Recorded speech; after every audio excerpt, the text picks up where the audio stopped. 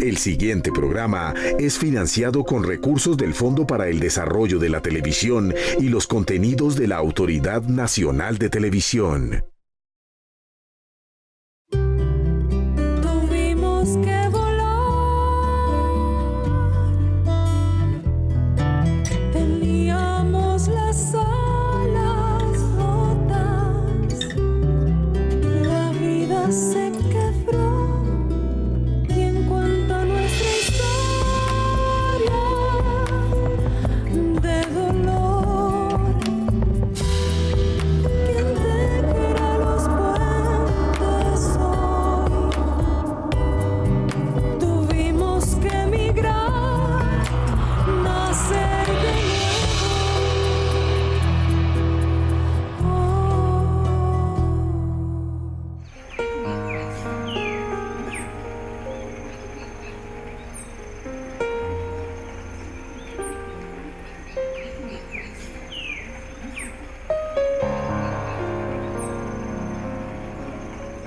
No ha habido en Colombia un pueblo donde la violencia y las atrocidades se hayan ensañado como lo hicieron en el municipio de San Carlos.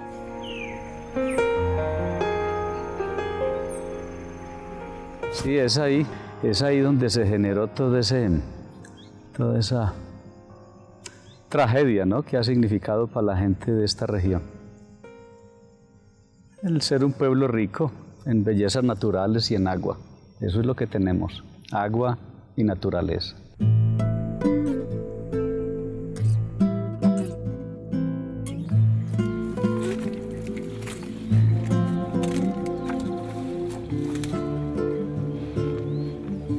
La guerra acaba hasta con las más mínimas cosas de la vida.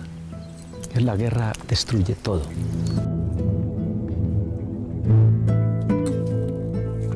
Es lo que en estos últimos 30 años he sentido. Yo vivo en Holanda, yo no me puedo quejar, allí uno ha hecho, de alguna manera se ha rehecho. Pero eso es una llaga abierta. Y no lo digo por mí, lo digo por cantidad de gente que vive en el exterior desarraigado. Y siempre es soñando en cómo volver y cómo rehacer y por qué no retomar lo que inicialmente habíamos iniciado. Y siempre es con ese sueño, ¿no?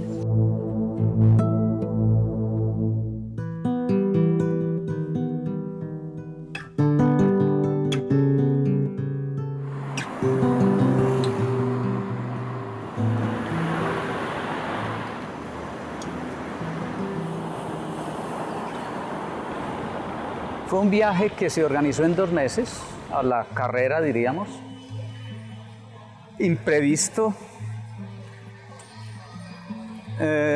Nunca había pensado salir del país, y por lo tanto era algo así me cogía de sorpresa, pero la familia me presionó, sobre todo mi esposa en ese entonces, Nancy, y me presionaron que tenía que salir del país. Yo tuve que hipotecar mi casa y comprarme mi pasaje, nadie me lo pagó. Entonces, luego, estando pues ya en Medellín, se organizó la parte logística pues, de la salida del país. Y la salida de Medellín, obviamente pues dolorosa. Allí pues la familia me acompañó al aeropuerto, mi esposa, las niñas, y me acompañaron allí. Bajo el supuesto de que pues mi mamá siempre creyó que nunca me iba a volver a ver, entonces pues ella obviamente se sintió muy mal y yo siempre salí con la idea de que a los 2, 3, 4 años iría a regresar. Y bueno, ya llevo 28 por acá.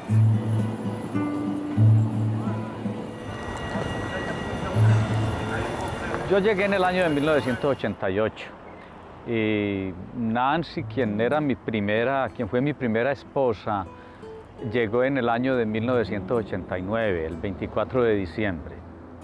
Ese fue el regalo de Navidad. Llegó con las 2 hijas que teníamos en ese entonces, o que tenemos aún, Verónica, la mayor, de 4 años, y Fernanda, la menor, de 14 meses. Estuvimos juntos hasta el año 1995 que no pudimos más y nos separamos.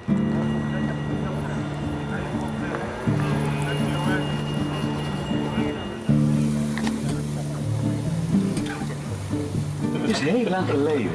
Ja, het is heel lang geleden. Ik kwam hier als vluchteling. Ja. En hij werkte bij Vluchtelingenwerk.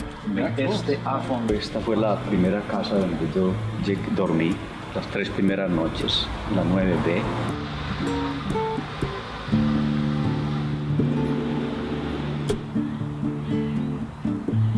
Desde esta casa donde viví en Groenestraat, 3 días después, al 12 de diciembre, me trasladé, tocó irme al sur de Rotterdam, a Lange-Hilleweg, a un viejo monasterio que funcionaba como un centro de refugiados, y allí pasé mis primeros meses.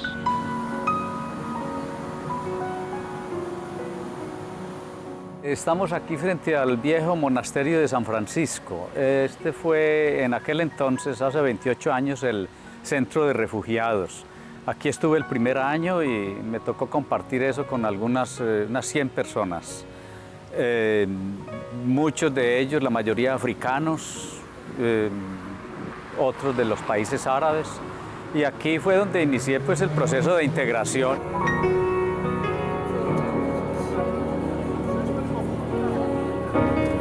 El aprendizaje del idioma fue en Delft, un año completo, pero eso no fue durante el primer año. Pues sí, inicié obviamente el aprendizaje, pero eso me costó a mí algo como 2 años y medio.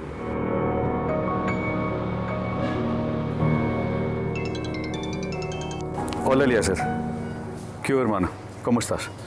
Bien, bien, estoy buscando el vino para esta tarde. Listo, lo espero en la casa. Nos vemos. Bueno, chao.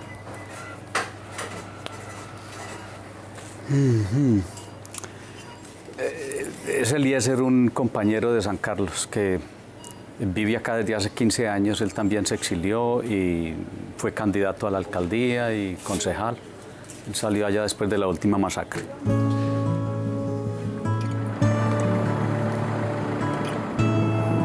Cuando llegué yo acá, pues Oma ya llegaba un tiempo también de mucha lucha, adaptación a una cultura de este norte de Europa tan distinta a la vida nuestra colombiana y latinoamericana. Entonces él me decía, Eliezer, pues hay que empezar, hermano, a las costumbres de este país, el idioma primero para poderse uno adaptar a la convivencia de este país. Las primeras conversaciones en el segundo o tercer día es ¿qué hago aquí? Le dije, aquí no hay que echarse unas mentiras, le dije, aquí hay que cerrar los ojos. Porque sí le pregunté, ¿qué planes para regresar a Colombia? Y dijo, no, pero en 2 o 3 años.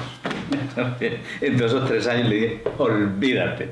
Y aquí hay que cerrar los ojos, aprender el idioma, concentrarse, vivir acá y ponerse un plazo de 10 años. En 10 años hacer una evaluación y mirar si se regresa o no. Yo recuerdo que fue para 1982, ya fue la primera vez que nos lanzamos como movimiento político local. Fue para el 80. ¿Vos fuiste mi suplente o no? Yo fui suplente tuyo y estaba primero Jorge Morales. Jorge estaba en la misma lista. En la misma lista, sí. Sí, el asunto es que después de que se viene, que ellos notan que nosotros, con toda la propaganda negra que nos hacían, sin ningún recurso económico y con un mes de campaña, le logramos arrebatar el 40% del poder político. Eso hablando pues en un pueblo donde en los últimos 40, 50 años, estoy hablando del 80, habían gobernado los conservadores. Ahí fue cuando comenzaron a matar a la gente. Que eso fue la primera ola pues, de asesinatos en los 90. Y posteriormente, bueno, que nos tocó salir a todos, ¿no? De todas maneras, esa primera ola de violencia, hubo un momento de calma chicha, lo que uno pudiese decir, una calma ahí sospechosa, ¿no? En que ustedes retomaron nuevamente la bandera del movimiento cívico con otro nombre, continuaron allí, se instalan en parte y logran tener influencia en los destinos, los destinos del municipio. Entonces el proceso, como ya los actores armados estaban en el territorio, estaba el 9º Frente de las FARC, el bloque metro de las autodefensas. Pero en el 90... En el 97-98 ya había una confrontación militar local en el área urbana y veredal. Y entonces mucho asesinato de líderes campesinos. Inicia de lado y lado un exterminio y a la población civil, y a nosotros nos indican que éramos guerrilleros vestidos de civil. En este CD tengo un listado de 230 desaparecidos que hay en San Carlos desde el 98 al 2007 y unos 630 registros de asesinatos. Son mucho más. Hay gente que llevaba, de la gente que sobrevivió y que resistió, que más o menos de los asesinatos que eran registrados, por lo menos los que se conocían en el pueblo, porque hubo gran cantidades de gente que fue ejecutada en el campo y fue tirada al río o a la represa o la dejaron enterrada en el campo, que no están en el registro. Aquí hay 630, 30 y pico, que se registraron. Pero hay gente que se atreve a decir que pasan de más de 1.000, 1.500 los asesinatos, de los cuales no hay absolutamente ninguna investigación.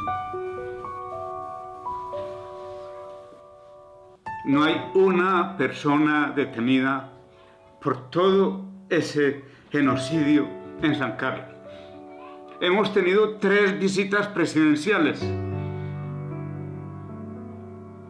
Uribe y Santos, y no ha habido una sola palabra de ellos para los desaparecidos y para los cientos de asesinatos.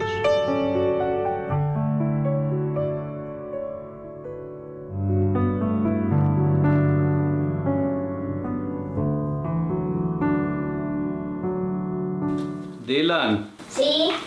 Dile por favor a tu mamá que ya estamos listos, que vamos para el aeropuerto y que esa Colombia nos espera.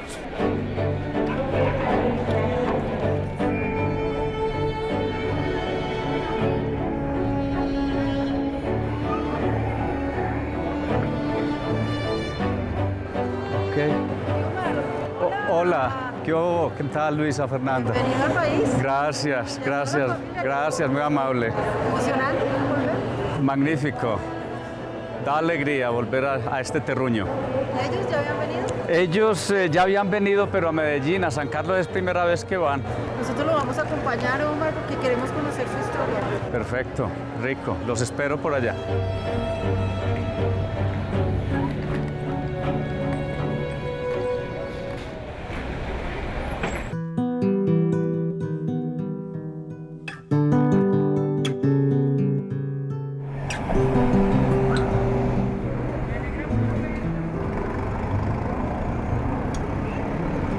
Salí en 1986 y vine para las elecciones del año anterior. Fue la primera vez que volví al pueblo. ¿Qué sientes?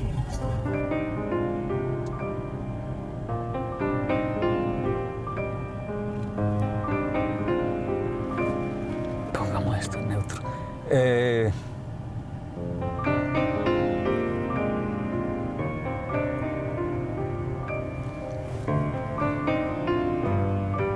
Pues uno era de ahí, o uno sigue siendo de ahí. Ahí, pues teníamos nuestro proyecto de vida, así, allí pues nunca se había pensado en que teníamos que volarnos de ahí, tener que salir, no, teníamos todo.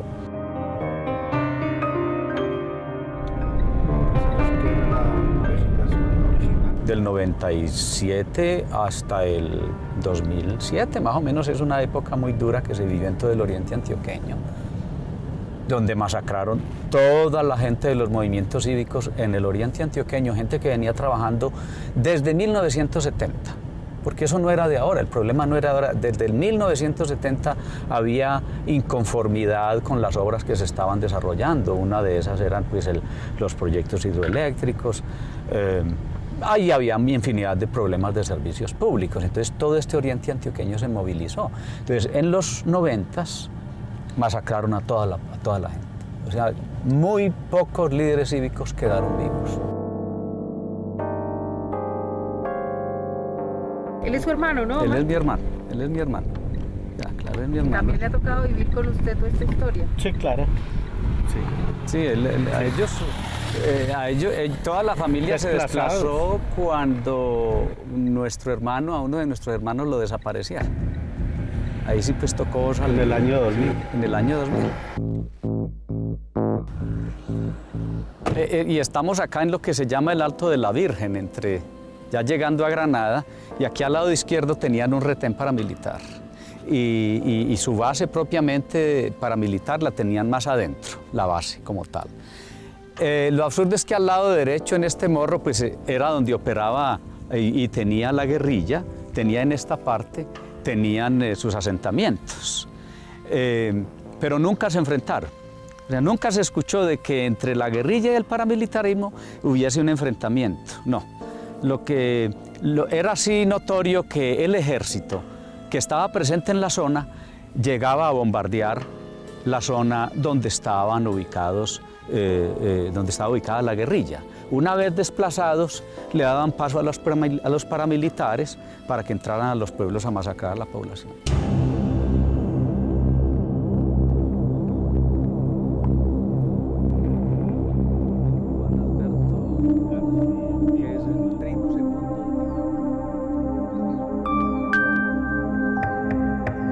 Una ruina que quedó de esa guerra, ¿no? Y que era el paisaje típico hasta hace 2, 3, 4, 5 años, que la gente comenzó a regresar y a reconstruir. Pero, entonces, lo que tú ves ahí, eso fue una vivienda de algún campesino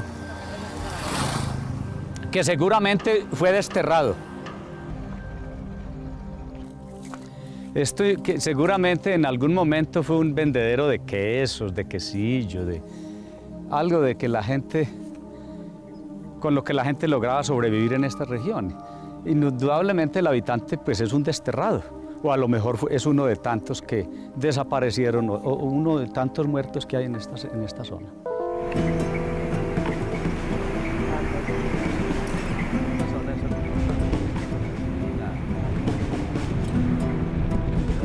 ¡Rico! Eres raquera de la Margarita. ¿Qué hombre, hijo? La vieja guardia aquí gozando esta vez. ¿Qué hombre, hijo? ¿Qué hombre, hijo? Él deja vida. Pepe, ¿cómo está? ¿Y Nancy y la niña? Bien, mi hijo, bien. Verónica y la María Bernal. Bien, bien. Aquí en la vereda, hermano. Aquí nos movemos nosotros, hermano. Mirando aquí esta vereda, esta playa aquí es de nosotros.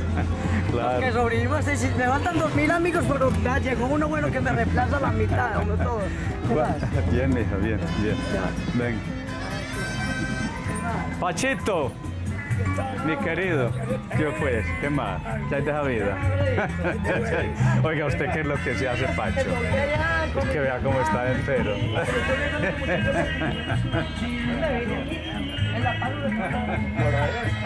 En el año 1988 estaba en el entierro de mi suegro en Medellín cuando lo vi por última vez. Ya usted salía rumbo a Holanda. Yo salí a Holanda. 13 de diciembre de 1988, día miércoles, porque Omar le tocó un chicharrón. Y si Omar se queda en San Carlos, Omar no estaría mal. Por ejemplo, fui una persona que sufrí mucho las consecuencias de la violencia. Yo tuve 3 atentados de las FARC. Fui retenido por el Ejército de Liberación en Bogotá, en la autopista Medellín-Bogotá. Me quitaron una volqueta con cemento. Me metieron al monte 4 días.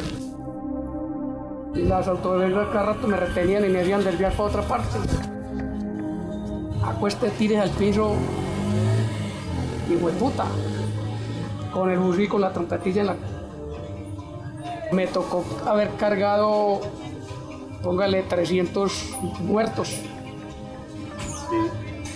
Yo era el que recogía los muertos porque nadie más iba.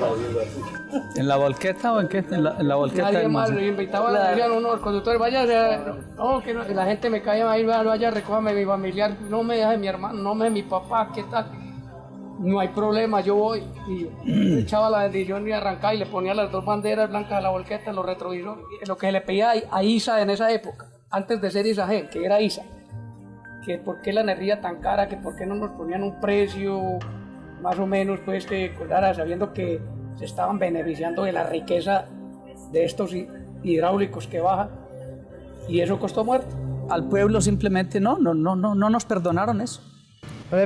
Entonces, sí, no la perdonaron, porque hubo un desafío, o sea, el pueblo desafió al Estado y le dijo, bueno, escúchenos. Correcto.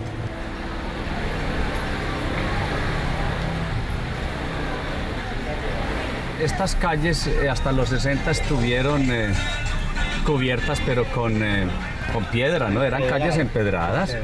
Y teníamos la típica... Ah, vea este. ¡Cerro es rico, no! ¿Cómo lo ve? ¿Qué hubo pues? ¿Qué hubo pues? ¿Qué hubo, mijo? ¿Qué más? Cállate la vida. Cállate la vida. ¿Qué hubo, papá? ¿Qué más? Cállate la vida. ¿Qué más, mijo? Muchas gracias.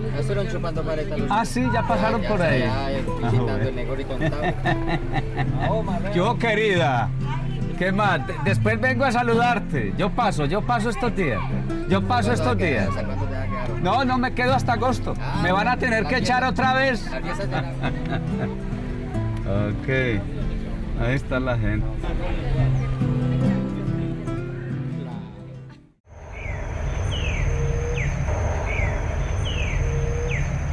¿Todos toman agua?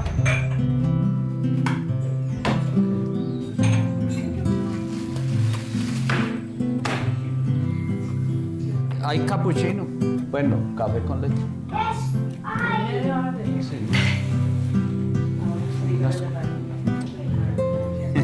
Esta es mi segunda familia realmente. Porque, bueno, cuando llegué a Holanda, conocimos a Susana ya para el 91 y hacía parte de nuestro círculo de amigos, ¿no?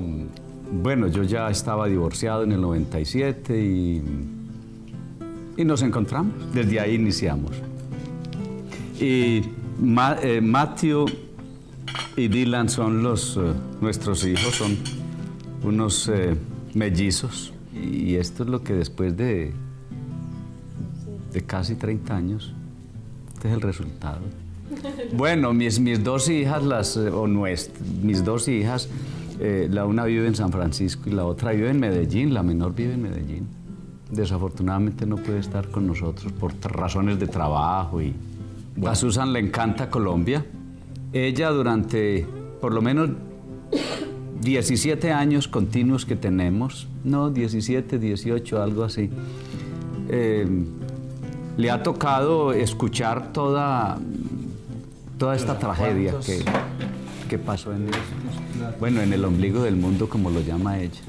Que ella me molesta diciendo que yo hablo de San Carlos como si fuese el ombligo del mundo. Y le digo, pues sí, porque pues allí, para mí sí, allí yo me hice. Lo que soy, lo aprendí y lo viví, fui acá en San Carlos.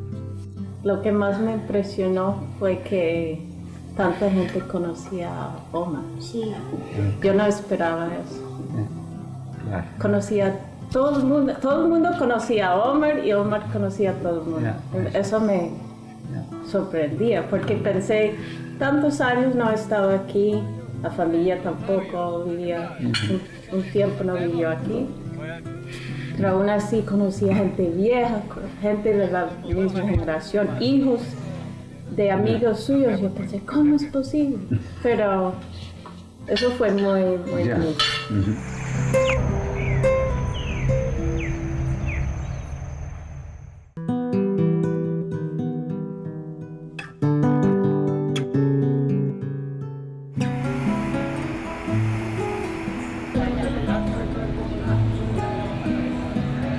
Bellísimo, era un pequeño paraíso, ¿no? Era un pequeño paraíso, aquí nos encontrábamos todos los niños, los jóvenes, los ancianos, en la tarde, en la noche, sobre todo después de las 6, 7 de la noche en la fresca. ¿Qué hermanito? ¿Qué más? Estaba timbrando y no tenía señal.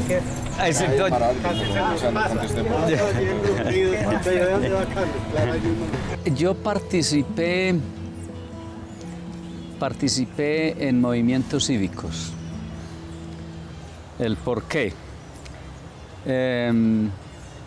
Toda esta zona de San Carlos y en general el oriente antioqueño es una zona supremamente rica en aguas y tiene una naturaleza exuberante y tiene, por su topografía, pues lo hace zona muy rica y potencialmente en energías.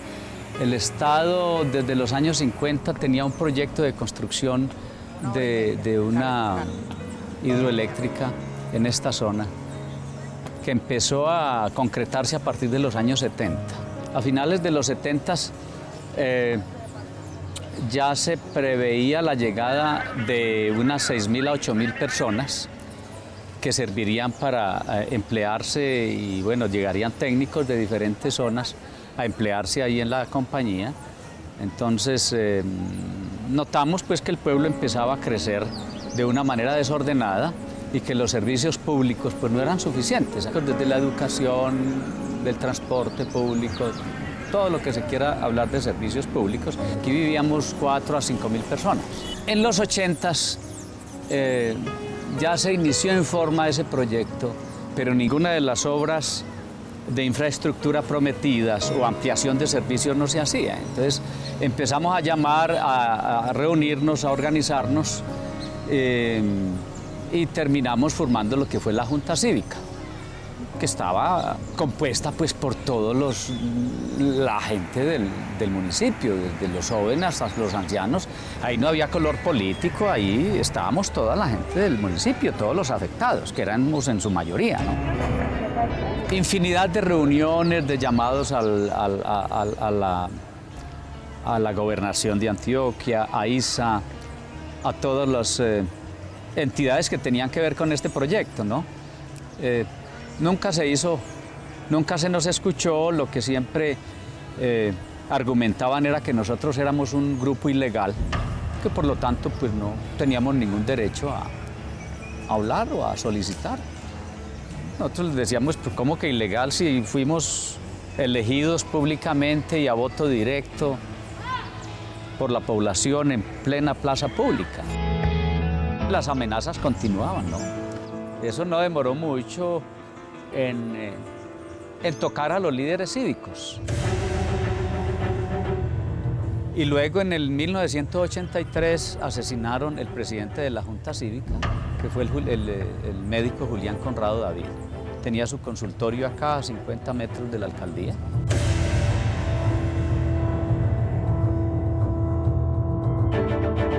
Claro, la droguería Castaño es acá, o sea que Conrado necesariamente fue más o menos en este sitio. ¿Dónde están las escalas? Aquí está la escala a la entrada del mismo, ¿no? Exacto. Entonces, a él lo asesinaron. Aquí abajo, sí, ahí abajo. Ay, aquí fue el sitio. Mejor dicho, casi que ni 50 metros de la alcaldía. Sí, ni 50 metros de la alcaldía, exactamente. Yo iba y lo saludé. Yo iba ya 2 cuadras más allá cuando los disparos. Nos devolvimos, ¿cierto? Y pues no de una porque no sabíamos qué pasaba, ¿cierto? Pues el asesino se encontró con un policía en la esquina. Este es el juzgado. Aquí estaba el juzgado. Estos eran los juzgados. Pero eso no se reconstruyó. La gente pues es muy indignada por el hecho. Claro. Eso, entonces procedió contra la alcaldía y contra los juzgados. Eso ya fue a eso de medianoche, a medianoche. Domingo medianoche, que a Julián Conrado lo llevaban ya para Cartagena, o lo íbamos a despedir, y la gente encolerizada se abalanzó primero contra la alcaldía, rompió puertas, lanzó escritorios y todo, y luego aquí quedaba el juzgado. Y luego vinieron y le prendieron fuego a esto. Esa fue pues como el desahogo de la población ante la pérdida y la soberbia que causaba y el desamparo que causaba el asesinato de uno de sus líderes queridos. Ese fue el primer asesinato. Es el inicio de ese ciclo de violencia que dura todos los años 80, toda la década del 80. Del 83 al 90 fue terrible. Ahí fue donde empiezan a asesinar los grupos paramilitares y es donde la gente le toca irse. Ante el vacío del Estado, la guerrilla copa eso, comete sus desmanes obviamente, pero posteriormente el Estado hace presencia montándonos las bases militares y las bases paramilitares y lo repito nuevamente, este pueblo estuvo sitiado 10 años, 1997 al 2007 y es los años donde ocurren el mayor número de masacres, asesinatos y desapariciones contra gente que no tenía absolutamente nada que ver con la guerra.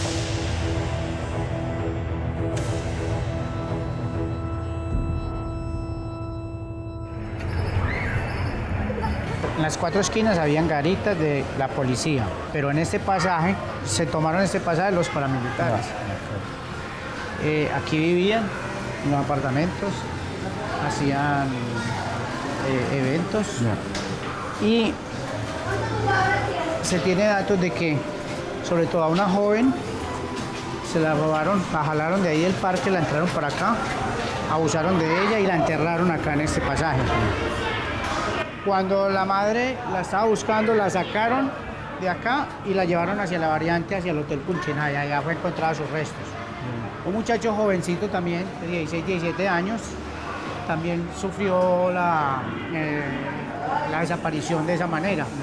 Era un muchacho bien parecido, las muchachas pues salían con él y los paramilitares por ese motivo se lo trajeron de allá del parque,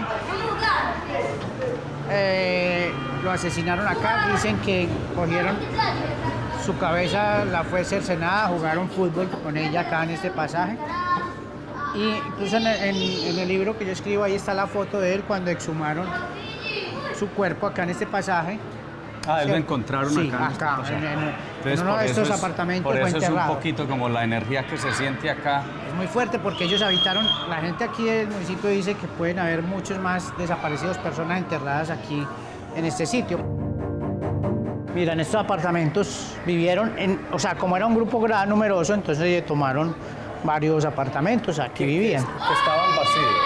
Que la gente los había abandonado porque es que este pueblo, la gente abandonó en su mayoría las casas, quedaron abandonadas, entonces ellos tumbaban la puerta y como la gente no podía sacar ni sus enseres, eso quedaba con electrodomésticos, con camas, entonces ellos sencillamente entraban y habitaban ahí y de ahí salían a ejercer el control territorial que tenían sobre el municipio.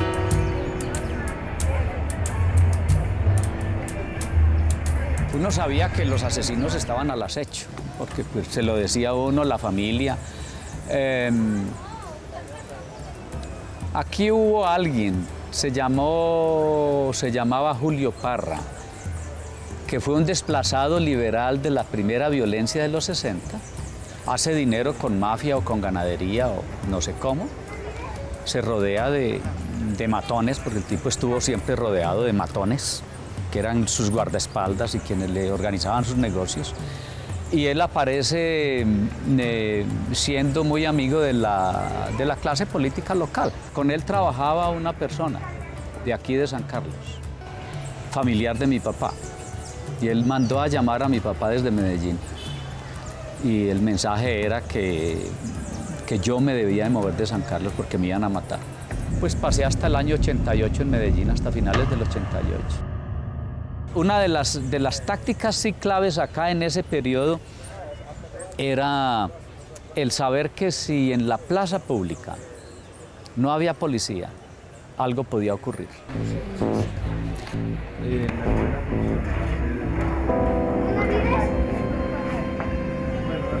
Entonces yo llegaba hasta la esquina allí de Chulo Zapata, esa de decir los pollos Fabio, al frente, y daba simplemente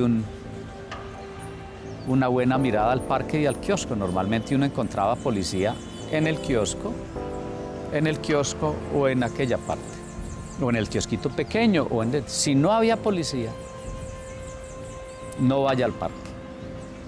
y si no había pájaros. A veces el aire, la atmósfera era tan pesada, tan densa, que ni los pájaros llegaban. Suena exagerado, pero había un momento en que el ambiente uno lo notaba. Las miradas de la gente, el comportamiento de la gente. Obviamente porque ya habían ocurrido cosas, ¿no? Pues ya habían asesinado y más o menos los movimientos eran los mismos. Entonces, yo siempre hice eso, nunca estuve aquí si no había policía. O sea, eso era algo clave.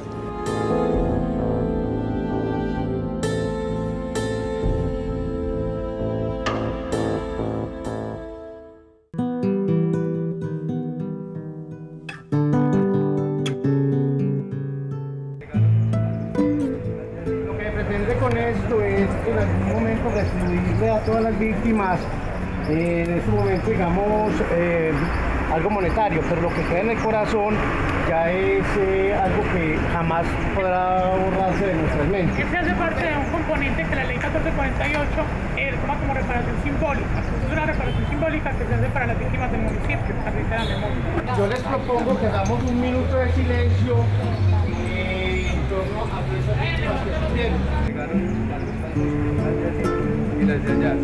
Fue construido en el año 2012. Aquí hay una corta explicación de lo que significa.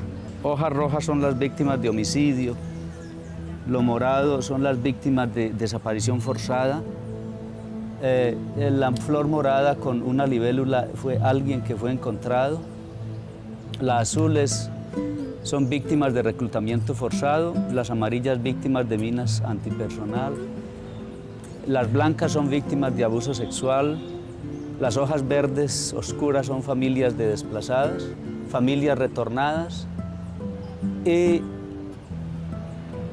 lo anaranjado es un homenaje a todos aquellos que resistieron la guerra. Omar, ¿y su hermano Cristóbal está ahí? No aparece. De pronto en un futuro aparecerá, no obviamente importante, pero yo diría que por lo menos hay familia que puede contar. El 15 de abril del 2000, pues en la comunicación permanente que mantenía con la familia, pero sí me llega una llamada ya a eso de la medianoche, en fin, y me dicen mi papá y uno de mis hermanos me dicen, acaban de llevarse, o esta tarde se llevaron a Cristóbal junto con 14 o 15 más campesinos que venían de San Miguel y ¿tú qué puedes hacer? Bueno, pues no, ahí lo que se siente, pues de todas maneras es un nivel de impotencia, pues yo estaba allí a 12.000 kilómetros. De todas maneras hay cierta angustia, impotencia, ira, al sentir que de todas maneras uno es responsable, en parte responsable de eso, porque pues mi familia resultó comprometida, pero porque pues yo era el que activamente participaba, ¿no? Mi familia estaba ahí. Entonces no creas, eso es difícil. Tú sabes lo que es para una madre católica el no poder enterrar a su hijo, llevarlo al cementerio. Ella, pues siempre rezando y pidiéndole milagros a sus dioses, sí creyó que ella aceptó la muerte de Cristóbal, ella aceptó que lo hubiesen asesinado, ella aceptó la muerte, pero sí pedía que por lo menos le trajeran sus huesos. Ella se murió sin poder hacer.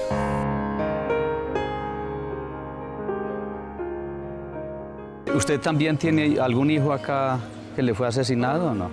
Sí, me lo mataron el 22 de septiembre del 2000. 22 de septiembre del 2000. Sí. ¿Y dónde fue asesinado? Aquí en la calle El Alto. En la calle de la... sacaron de allá entre 6 solitos, estando durmiendo con la señora y 2 niñas, una de 15 meses y otra de 7 años larguitos. Y los levantaron y lo mataron andando en carro, y eso todos los días amanecían 3 o 4 más. ¿Y se dieron cuenta que quiénes lo sacaron? ¿Quiénes estaban en ese momento en el pueblo? En ese momento estaban los paras. Los paras. Estaban los paras. Ya. Estaba el ejército. Estaba el ejército. Estaba la policía. Y estaba por toda parte la guerrilla para los leones dando candela. ¿Usted nunca se fue de San Carlos? Y yo no me fui, aquí he estado y nos iban a matar a 2 o 3 hijos. Y gracias a mi hora aquí estamos. Y ya se quedó así. Y no fue más. Y ahí voy. Pero aquí estoy. Y tengo 93 años en la cabeza y arriba guerrillo aquí toda la vida.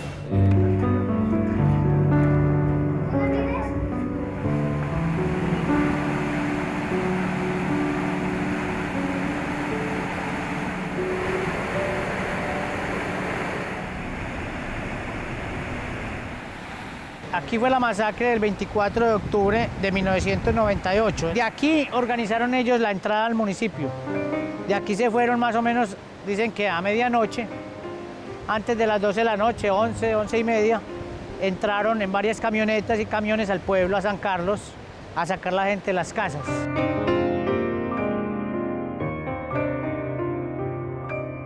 Cuando llegaron los paramilitares al frente de mi casa, ellos buscaban una dirección. Yo vivía en una segunda planta de la señora notaria local del municipio y los hombres, entonces gritó uno de los paramilitares que Eliezer Osorio, notaría. Eliezer me contó él mismo que veía desde su casa cómo estaban entrando a la casa vecina, que la confundieron con la de él.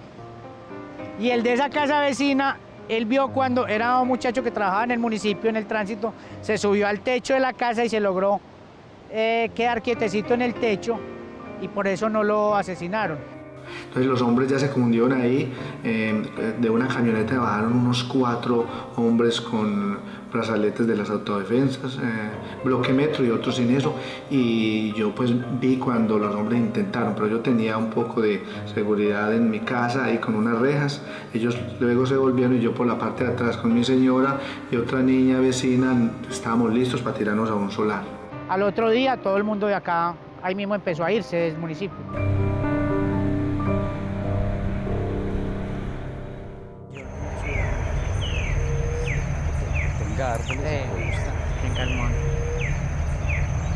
Yo soy historiador de la Universidad de Antioquia, justamente hice la carrera de historia después de que me desplacé de este municipio en la primera violencia, la violencia de los años 80.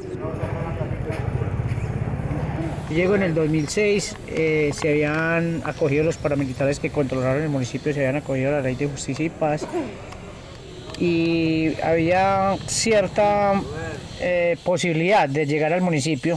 La gente empezó a retornar muy por cuenta propia, por iniciativa propia. Yo vine entre una de las primeras grupos de pobladores que regresaron y vi una destrucción enorme que había ocurrido en medio de esa violencia. Las vías estaban perdidas, los campesinos se habían desplazado de todas sus veredas y en el municipio había un control paramilitar. Los que hicieron los daños aquí estaban aquí en el municipio controlando el municipio. Yo llego y veo todo eso y pensé, yo escribo, yo consulto, yo investigo la historia, hay que escribir esa historia porque si no la hacemos, después pasan 10 o 15 años y como si nada hubiera pasado, ¿cierto? Entonces eso hay que escribirlo, sobre todo con una finalidad, que no vuelva a ocurrir, ¿cierto? Así, aquí no tengo esos datos. El movimiento cívico y la guerra sucia de los años 80, el exterminio de la esperanza.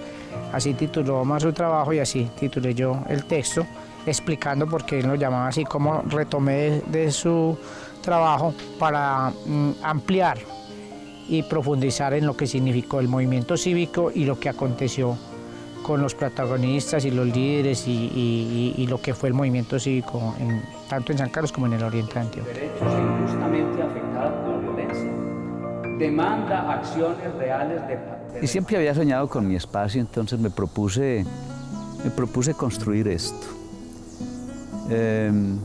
La idea en el trasfondo era de pronto convertir esto en un pequeño centro turístico, pero de pequeña escala, obviamente. Ahora, después de que la casa estuvo relativamente terminada, lo que logré vivir acá fueron 4 meses. Después de eso tuve que desplazarme a Medellín y posteriormente a Holanda.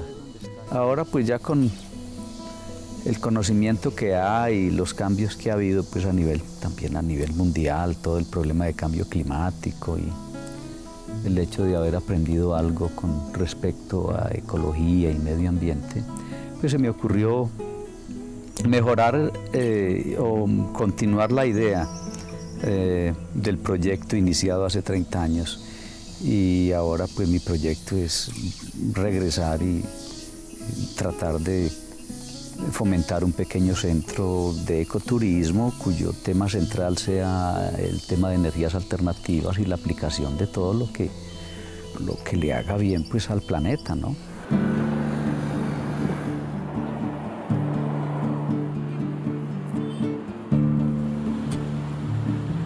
He hecho de todo acá. Yo llegué a hacer pintura en casas, a hacer hasta aseos en viviendas, aseos en cocina. Luego entré a estudiar y me fui poniendo bueno en el asunto de renovación de viviendas. Y en eso estuve trabajando un poco de tiempo. Terminé el estudio, ingeniería ambiental en Delft y luego me conseguí el primer trabajo como asesor ambiental en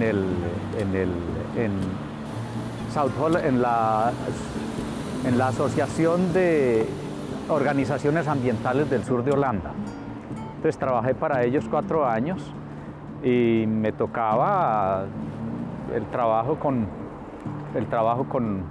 ecología de ciudades. Y ahora me dedico a bienes raíces. Aquí encontré un país, de todas maneras fue lo que más me sorprendió y aprendí a querer y admirar de Holanda. Es un país donde el nivel de inclusión de la sociedad es altísimo, donde tú no ves niveles de pobreza, o sea, son supremamente relativas. Me di cuenta que la lucha en Colombia era una lucha justa, que allá teníamos el derecho a que nuestros hijos, nuestros viejos y todos tuviésemos un país digno, un país más humano, donde todos tuviésemos el derecho a disfrutar de las bellezas y de las riquezas que tiene Colombia. Frente a la relación, la comparación con una noche en Colombia, o por lo menos mis últimas noches en Medellín, es totalmente diferentes. En Medellín eran noches de temor, de angustia, de miedo, igual que las noches vividas en San Carlos en los años de terror que me tocaron a mí. Entonces, al llegar acá, tú caminas tranquilamente a cualquier hora de la noche.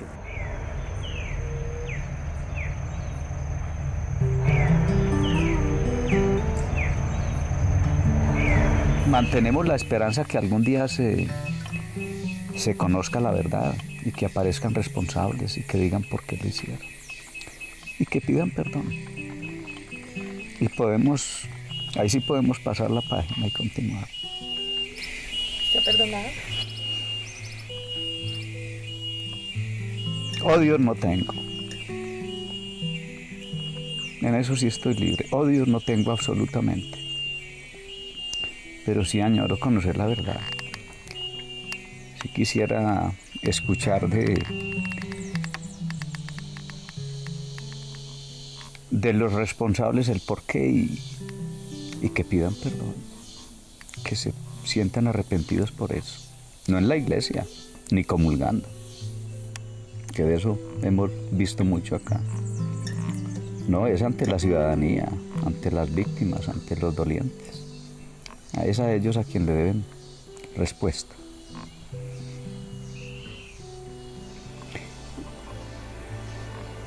después de eso, pues tener como la certeza de que esa tragedia en este hermoso paraíso no se vuelva a repetir.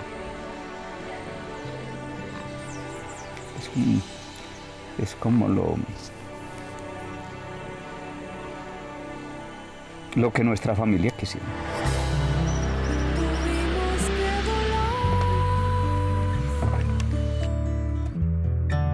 Teníamos las alas rotas, la vida se quebró.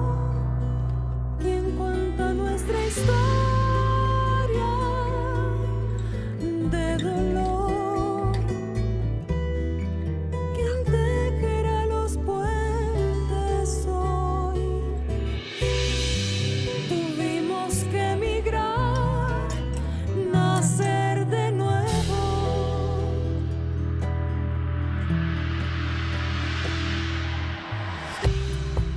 El tiempo en el reloj no acaba de contar la historia. No me reconocía en el espejo. Me fui muy lejos.